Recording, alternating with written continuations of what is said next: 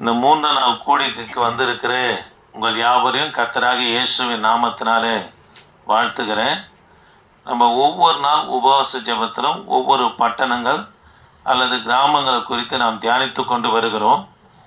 முதல் நாள் அத்தேனே பட்டணத்தை குறித்து பார்த்தோம். இரண்டாவதாக நேபோ மலையை குறித்து பார்த்தோம். இன்றைக்கு சூசான் நகரத்தை குறித்து பார்க்க போகிறோம். தானியேலின் புத்தகம் 8ஆம் அதிகாரம் 2ஆம் வசனத்தை கொஞ்சம் வேகமா வாசிக்கலாமா? தரிசனத்தில் நான் கண்டது என்னவென்றால் நான் பார்க்கையில் ஏழாம் தேசத்தில் உள்ள சூசான் அரண்மனையில் இருந்தேன். அங்கே நான் ஊலா என்னும் ஆற்றங்கரையில். சரி, கவனிக்கலாம்.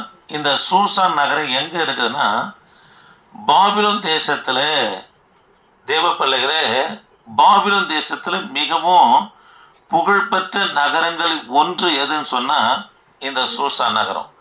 இரண்டாவதாக இந்த நகரம் ஏலம் என்ற தேசத்துல ஊலாய் ஆற்றங்கரையில அமைந்திருக்கிறது என்று சொல்லி தானியேலின் புத்தகம் 8ஆம் அதிகாரம் 2ஆம் வசனத்துல வாசிக்கிறோம். கவனிக்கலாம். அது மாத்திரமல்ல, இங்க மிகவும் புகழ்வாய்ந்த சூசான் அரண்மனையை எங்க காணப்பட்டதுன்னா இந்த சூசான் நகரத்துல தான் காணப்பட்டது. நீங்க எஸ்தரின் புத்தகம் 3ஆம் அதிகாரம் 15ஆம் வசனமும் 8ஆம் அதிகாரம் 15ஆம் வசனத்தை வாசித்து பார்ப்போம்னா சூசான் நகரம் ஆர்ப்பரித்தது, சூசான் நகரம் கலங்கினது என்று சொல்லி பார்க்கிறோம். அது எல்லா சம்பவமும் எங்க நடந்ததுன்னா இந்த சூசான்ல தான் நடந்தது. ஆமென். கவனிக்கலாம். நான் சில குறிப்புகள் இந்த சூசான் நகரத்தை குறித்து சொல்லிட்டு முக்கியமான சில சம்பவங்கள் இந்த சூசான் நகரத்தில் நடந்ததை நம்ம பார்த்துட்டு பிற்பாடு முறிந்து போனது என்ற தலைப்பில் ஒரு 3 காரியங்களை குறித்து நாம் பார்க்க போகிறோம். கர்த்தருடைய வார்த்தைக்கு நீங்கள் செவி சாய்க்கும்படியா உங்களை அன்போடு கேட்டுக்கொள்கிறேன். தேவ பிள்ளைகளை, 4ஆவதாக இந்த சூசான் நகரம் கிமு 660 அசிரிய தேசத்தாரால் என்ன பண்ண கைப்பற்றப்பட்டு, திரும்ப சொல்றேன், கிமு 640 அசிரிய தேசத்தார் எதை வந்து கைப்பற்றாங்க?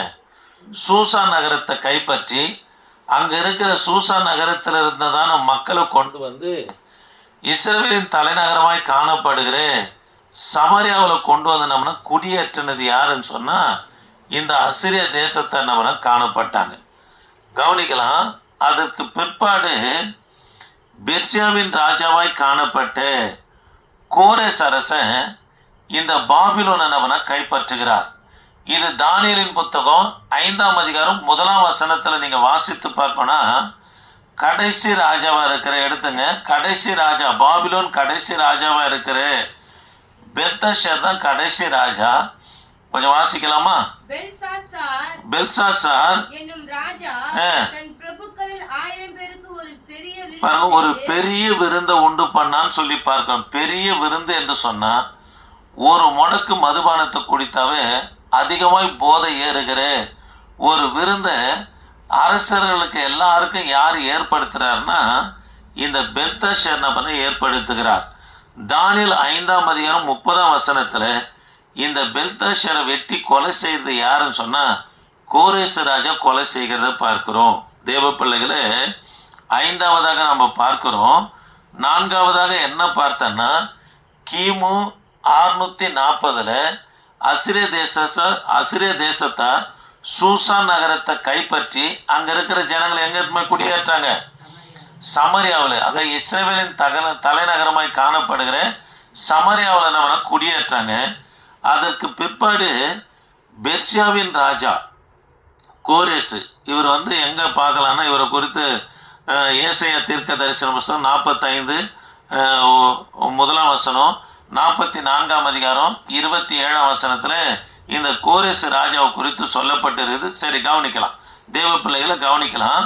இந்த பாபிலோனு அரசாண்ட கடைசி ராஜா யாருன்னா நேபுகத்நேச்சாருடைய பேரன், அதாவது பெல்தஷர் தான் கடைசி ராஜா. இப்போ கோரேசு ராஜா இவருடைய நாட்கள்ல தான் பாபிலோனை நம்ம கைப்பற்றாரு. தானியேல் 5ஆம் அதிகாரம் 30ஆம் வசனத்துல இந்த பெல்தஷரை வெட்டி கொலை செய்து பாபிலோனை யார் கைப்பற்றுது? கோரேசு ராஜா கைப்பற்றினார் என்று சொல்லி பார்க்கிறோம். பாருங்க, இந்த கோரேசு ராஜா பாபிலோனை தனக்கு என்ன பண்ணா தலைநகரமாக்கினார்.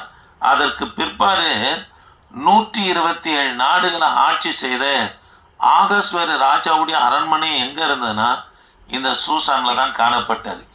எஸ்தரின் புத்தகம் 1ஆம் அதிகாரம் 1ஆம் வசனத்துல வாசிக்கிறோம் இல்லையா, 127 நாடுகளை ஆட்சி செய்து கவனிக்கலாம். ஆகஸ்வேரு ராஜாவும் இந்த சூசான் நகரத்தில் தான் சூசான் அரண்மனையில ஆட்சி செய்தார் என்று சொல்லி வேதத்துல வாசிக்கிறோம். அதற்கு பிற்பாடு பாருங்க, கிரேக்கர்களுடைய காலத்துல பாருங்க இந்த சூசான் நகரத்தை யார் கைப்பற்றினார்னா மகா அலெக்சாண்டர் கைப்பற்றினார். கடந்த நாட்களில் கூட மகா அலெக்சாண்டர் குறித்து உங்களோடு நான் சொல்லியிருக்கிறேன். சரி, கவனிக்கலாம். அது மாத்திரமல்ல, இந்த சூசான் அரண்மனையில முக்கியமாக நடந்த ஒரு சில சம்பவங்களை உங்களோடு பேசும்படியா விரும்புகிறேன். அதற்கு பிற்பாடு ஒரு 3 குறிப்பை உங்களுக்கு சொல்றேன். முதல் காரியம் கவனிக்கலாம். இந்த சூசான் அரண்மனையில நடந்த முக்கியமான சில சம்பவங்களை சொல்றேன். தானியேலின் புத்தகம் 8ஆம் அதிகாரம், தானியேலின் புத்தகம் 8ஆம் அதிகாரம் 2ஆம் வசனத்துல தானியேல் ஒரு சொப்பனத்தை எங்க காண்றார்னா இந்த சூசான் அரண்மனையில இருந்து தான் காண்கிறார். எப்பேற்பட்ட சொப்பனத்தை தரிசனத்தை காண்கிறார்னா 2 ஆட்டுக்கடா நேருக்கு நேர் சண்டையிட்டு கொள்ளுகிற ஒரு தரிசனத்தை எங்க காண்றார்னா இந்த சூசான் அரண்மனையில தான் தானியேல் காண்கிறார். தானியேல் 8ஆம் அதிகாரம் 5ஆம் வசனம் வாசிக்கலாமா? 8ஆம் அதிகாரம் 5ஆம் வசனம் பாருங்க. இந்த 2 ஆட்டுக்கடாவும் நேருக்கு நேர் மோதி கொள்ளுகிற தரிசனத்தை தானியேல் காண்கிறார். இதை குறித்து சிந்தித்து கொண்டு இருக்கும் போது இன்னொரு காரியமும் அவருக்கு வெளிப்படுது. என்ன காரியம் வெளிப்படுதுன்னா இதுதான் தானியேல் 8ஆம் அதிகாரம் 5ஆம் வசனம் வாசிக்கலாம். நான் அதாவது அந்த தரிசனத்தை சிந்தித்து கொண்டு கவனித்துக் கொண்டு இருக்கையில் ஒரு வெள்ளாட்டுக்கடா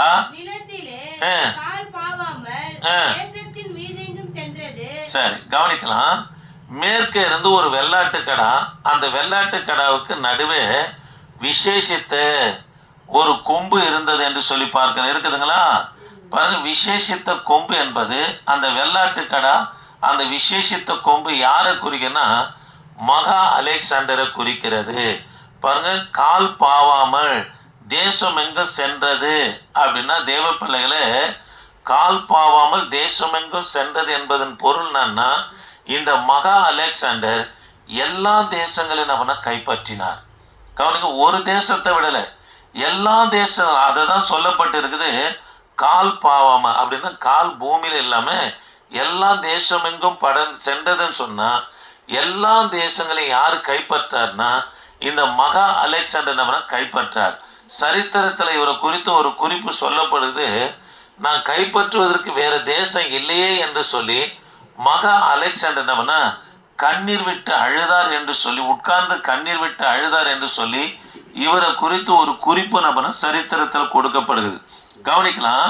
அதற்கு பிற்பாடு எல்லா தேசங்களும் கைப்பற்றி கொண்டு வந்ததானே இந்த மகா அலெக்சாண்டர் பாருங்க எருசலேமை கைப்பற்றி தனக்கு தலைமை அலுவலாக ஆபீஸாக தலைமை பீடமாக ஆக்க வேண்டும் என்று சொல்லி யாரு நினைக்கிறார்னா இந்த மகா அலெக்சாண்டர் நினைக்கிறார். தேவ பிள்ளைகளே, இந்த மகா அலெக்சாண்டர் யுத்தம் செய்வதில் மிகவும் திறமையானவனாய் காணப்பட்டாலும் கூட இரவு நேரத்தில் நல்லா மதுபானம் பண்ணுகிறவனாக காணப்பட்டார். கவனிங்க, மதுபானத்துக்கு இவர் அடிமையா இருந்ததுனால பாருங்க இவர் எருசலேமை கைப்பற்றணும் என்று சொல்லி நாட்களை நியமித்து கொண்டு இருக்கும் போது பாருங்க ஒரு நாள் ஜுரம் வந்தது. பாருங்க படுத்த படுக்கை நாளுக்கு நாள் பலவீனப்பட்டு படுத்த படுக்கை ஆனாரு. உலக புகழ்பெற்ற மருத்துவர்களை வைத்து மருத்துவம் பார்க்குறாங்க, இவருக்கு சுகம் கிடைக்கல. நாளுக்கு நாள் பலவீனம் அடைந்தாரு. இதுதான் தானியேலின் புத்தகம் 8ஆம் அதிகாரம் 21 22 வரைக்கும் வாசிக்கலாமா?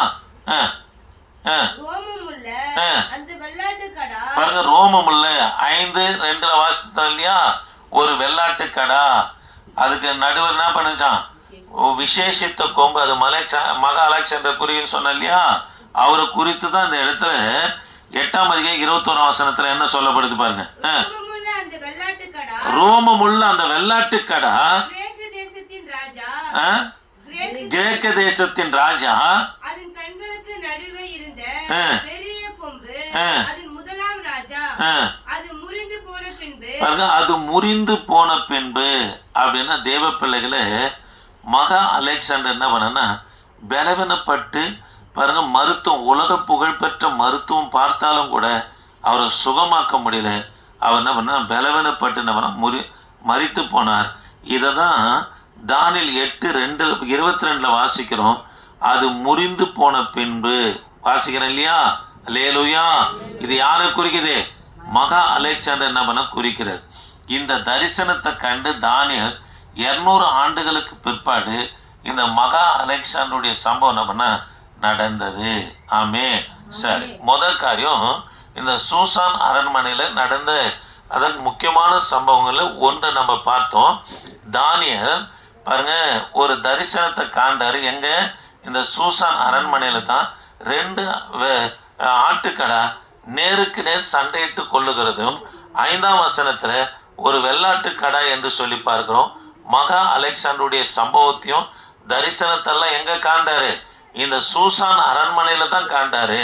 அது 200 ஆண்டுகளுக்கு பிற்பாடு அந்த காரியம் நடந்தேறினது. ஆமே. சரி, இப்போ 2வது காரியம் இந்த சூசான் அரண்மனையில் நடந்த 2வது காரியத்தை சொல்றேன். சில வருடம் கழித்து எஸ்தர் ராஜ்யத்தினுடைய காலத்துல ஆமான் என்பவன் யூத குலத்தை நம்ம அழிக்கும்படியா நினைக்கிறான். இந்த தரிசனம் கண்டு தானியேல் இந்த தரிசனம் கண்டு சில ஆண்டுகளுக்கு பிற்பாடு எஸ்தர் ராஜ்யத்துடைய காலத்துல கவனிக்கலாம் தேவ பிள்ளைகளை, ஆமான் என்கின்ற ஒரு கொடுங்கோலம், ஒரு கொடூரமான மனுஷன் யூத ஜனங்களை அழிக்கும்படியா நினைக்கிறான். இந்த யூத ஜனத்தை காப்பாற்றுவதற்காக ஆகாஸ்வர் ராஜாவை சந்திக்க இந்த சூசான் அரண்மனையில தான் எஸ்தர் ராஜ்யத்தை போயிட்டு ஆகாஸ்வர் ராஜாவை சந்திக்கிறாங்க. இது எஸ்தரின் புத்தகம் 5ஆம் அதிகாரம் 1-3 வரைக்கும் நம்ம வாசித்து பார்க்கணும் சொல்லப்பட்டு. கொஞ்சம் வாசிக்கலாமா?